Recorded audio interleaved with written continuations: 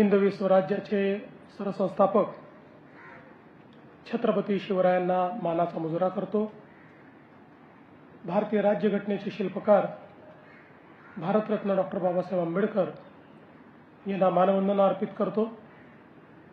आणि आज भारताच्या स्वातंत्र्य दिनाच्या तमाम भारतवासियांना आणि महाराष्ट्रातील तमाम जनतेला खूप खूप शुभेच्छा देतो। आज या स्वातंत्र्य दिनाच्या निमित्ताने ज्यांनी या स्वातंत्र्याकरता लढा दिला, आमचे स्वातंत्र्य संग्राम सेनानी, त्यांना मी अभिवादन करतो। आमचे क्रांतिकारक ज्यांनी या देशाकरता बलिदान केलं, त्या सर्व क्रांतिकारकांना मानवंदना अर्पित करतो। आणि त्याचसोबत आमचे सैनिक जे सीमेवर लढताना आमच्या देशाला, आमच्या देशाच्या तिरंग्याला आणि आमच्या देशाच्या राष्ट्रभूमतेला सुरक्षित ठेवतात, त्यांनाही मी आज अभिवादन करतो। खरं म्हणजे गेली 80 वर्ष या देशाने केलेली वाटचाल ही अनेकांना थक्क करून सोडणारी आहे। विशेषतः प्रधानमंत्री मोदीजींच्या नेतृत्वात गेल्या 12 वर्षामध्ये जगातल्या चौथ्या मोठ्या अर्थव्यवस्थेपर्यंतची वाटचाल ही विलक्षण आहे। आणि त्यासोबत 25 कोटी लोकांना गरिबीतनं बाहेर काढण्याचं कार्य आपला देश करू शकला, ही खरोखर आपल्या सगळ्यांकरता समाधानाची बाब आहे। आज आपण विकसित भारताकडे वाटचाल करतो। विकसित भारत एक अशी संकल्पना आहे ज्यामध्ये केवळ विकसित अर्थव्यवस्था नाही, तर समाजातला प्रत्येक व्यक्ती, दीन दलित, गोर गरीब, आदिवासी, शेतकरी, शेतमजूर, महिला, सर्वांच्या जीवनामध्ये सकारात्मक परिवर्तन, सर्वांच्या जीवनामध्ये उन्नती, सर्वांची प्रगती, सर्व सोबत चालत असताना होणारी प्रगती हीच खऱ्या अर्थानं विकसित भारताची संकल्पना आहे। आणि या विकसित भारताच्या संकल्पनेमध्ये सर्वात महत्त्वाची भूमिका जर कोणाची असणार आहे तर ती या महाराष्ट्राची असणार आहे। महाराष्ट्र हे आपल्या देशाचं ग्रोथ इंजिन आहे। देशाच्या विकासातलं एक अत्यंत महत्त्वाचं उपकरण म्हणून महाराष्ट्राकडे आपण पाहतो। छत्रपती शिवरायांनी जी शिकवण दिली, त्या शिकवणीवर आधारित आणि भारतरत्न डॉक्टर बाबासाहेब आंबेडकरांनी जे संविधान दिलं, त्या संविधानाला अनुसंगून महाराष्ट्र सातत्याने विकास करतोय। आज देशातली सर्वात मोठी अर्थव्यवस्था म्हणून महाराष्ट्राकडे पाहिलं जातं। मला अतिशय आनंद आहे की याही वर्षी पहिल्या 6माहीमध्ये आपण महाराष्ट्राचा जो आर्थिक विकासाचा दर आता मोजलेला आहे तो जवळपास 8.8% आहे। आणि विशेषतः आपण जो प्रयत्न करतोय की प्रत्येक जिल्हा हा ग्रोथ इंजिन झाला पाहिजे, त्यामध्ये जवळपास 13 जिल्ह्यांनी आपलं टार्गेट पूर्ण केलं आहे आणि इतरही जिल्हे त्याच पद्धतीनं विकासाकडे अग्रसर आहेत। विकास हा केवळ काही टप्प्यांमध्ये नाही, तर शेवटच्या माणसापर्यंत पोहोचवण्याकरता मग गडचिरोली असो, पालघर असो किंवा नंदुरबार असो, अशा प्रत्येक भागामध्ये विकास पोहोचवण्याचा प्रयत्न आपण करतोय। मला अतिशय आनंद आहे की आपल्या शासनाने शेतकऱ्यांकरता पुण्यश्लोक अहिल्यादेवी होळकर कर्जमाफी योजना आणली। 56 लाख शेतकऱ्यांना 36,000 कोटी रुपयाची कर्जमाफीची योजना आपण देतो। शेतकऱ्यांना दिवसा वीज देण्याचं आपण स्वप्न बघितलं होतं। 76% शेतकऱ्यांना आता आपण दिवसा वीज देतो आणि पुढच्या वर्षभरामध्ये 100% शेतकऱ्यांना दिवसाची वीज हा देण्याचा आपला संकल्प आपण पूर्ण करणार आहोत. हे सगळं करत असताना विशेषतः एक संकल्प आपण केलाय, तो म्हणजे महाराष्ट्राच्या मागच्या पिढीने आणि या पिढीने मोठ्या प्रमाणात दुष्काळ बघितला, पण महाराष्ट्राची येणारी पिढी दुष्काळ पाहणार नाही. मराठवाडा असेल, विदर्भ असेल, उत्तर महाराष्ट्र असेल, पश्चिम महाराष्ट्रातले काही तालुके असतील, या ठिकाणी नदीजोड प्रकल्पाच्या माध्यमातून पुढच्या काळामध्ये पाणी आणून महाराष्ट्राला कायम दुष्काळमुक्त करण्याचा आपला प्रयत्न आहे. शेतकऱ्यांसोबतच एक महत्त्वाचा निर्णय जो आपण घेतलाय, तो म्हणजे आपण महिला शेतकरी हा कायदा तयार केला आणि पहिल्यांदा देशामध्ये महिलांना शेतकऱ्यांचा दर्जा हा देण्याचा निर्णय घेणारं महाराष्ट्र पहिलं राज्य आहे. याचा मला अतिशय आनंद आहे. आज आमच्या युवांकरता वेगवेगळ्या पद्धतीनं शिक्षणाच्या आणि रोजगाराच्या संधी महाराष्ट्रात आपण निर्माण करतो. अतिशय वर्ल्ड क्लास शिक्षण आमच्या तरुणाईला मिळालं पाहिजे, याकरता एज्युसिटीच्या माध्यमातून मोठ्या प्रमाणात परदेशी विद्यापीठं देखील या ठिकाणी येत आहेत. आपल्याही विद्यापीठाचा दर्जा हा वाढवण्याचा प्रयत्न चाललाय आणि कटिंग एज अशा प्रकारचं शिक्षण, अतिशय आधुनिक शिक्षण हे आपण देण्याचा प्रयत्न करतो. दुसरीकडे महाराष्ट्र देशाचं स्टार्टअप कॅपिटल झालंय. सर्वाधिक गुंतवणूक महाराष्ट्रात आहे, सर्वाधिक परकीय गुंतवणूक महाराष्ट्रात आहे. त्यामुळे रोजगाराच्या सर्वाधिक संधी देखील महाराष्ट्रामध्ये निर्माण करून आमच्या युवा शक्तीला त्या ठिकाणी न्याय देण्याचा प्रयत्न आपण करतोय. समाजातले जे वंचित घटक आहेत त्या घटकांचा विकास व्हावा याकरता लक्षित योजना तयार करून महाराष्ट्राचा विकास जो आहे हा सर्वांना सोबत घेऊन कसा करता येईल हा आपला प्रयत्न आहे. मला विश्वास आहे येत्या काळामध्ये देशाच्या प्रगतीत आजही आपला महाराष्ट्र पहिल्या क्रमांकावर आहे आणि पुढेही देशाच्या प्रगतीतला सर्वात मोठा वाटेकरी आपला महाराष्ट्र असेल.